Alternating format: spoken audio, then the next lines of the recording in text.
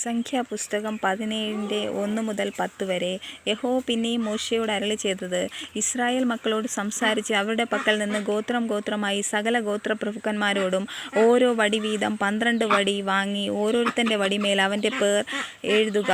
ലേവിയുടെ വടിമേലോ അഹരോൻ്റെ പേർ എഴുതേണം. ഓരോ ഗോത്രത്തലവന് ഓരോ വടി ഉണ്ടായിരിക്കണം.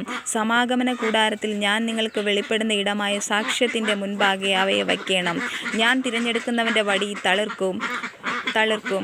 ഇങ്ങനെ ഇസ്രായേൽ മക്കൾ നിങ്ങൾക്ക് വിരോധമായി പിറുപിറുക്കുന്നത് ഞാൻ നിർത്തലാക്കും. മോശെ ഇസ്രായേൽ മക്കളോട് സംസാരിക്കുകയും അവിടെ സകല പ്രഭുക്കന്മാരോടും ഗോത്രം ഗോത്രമായി ഓരോ പ്രഭു ഓരോ വടി വീതം 12 വടി അവൻ്റെ പക്കൽ കൊടുക്കുകയും ചെയ്തു. വടികളുടെ കൂട്ടത്തിൽ അഹരോൻ്റെ വടിയും ഉണ്ടായിരുന്നു. മോശെ വടികളെ സാക്ഷ്യകൂടാരത്തിൽ യഹോവയുടെ സന്നിധിയിൽ വെച്ച് പിറ്റെന്നാൾ മോശെ സാക്ഷ്യകൂടാരത്തിൽ കടന്നപ്പോൾ ലേവി ഗൃഹത്തിനുള്ള അഹരോൻ്റെ വടി തളർത്തിരിക്കുന്നത് കണ്ടു.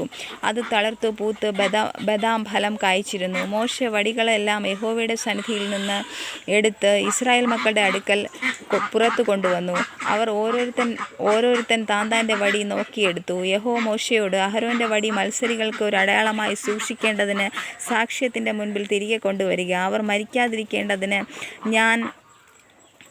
മരിക്കാതിരിക്കേണ്ടതിന് എനിക്ക് വിരോധമായുള്ള അവരുടെ പിറുപിറുപ്പ് നീ ഇങ്ങനെ നിർത്തലാക്കും. ഹല്ലേലൂയ.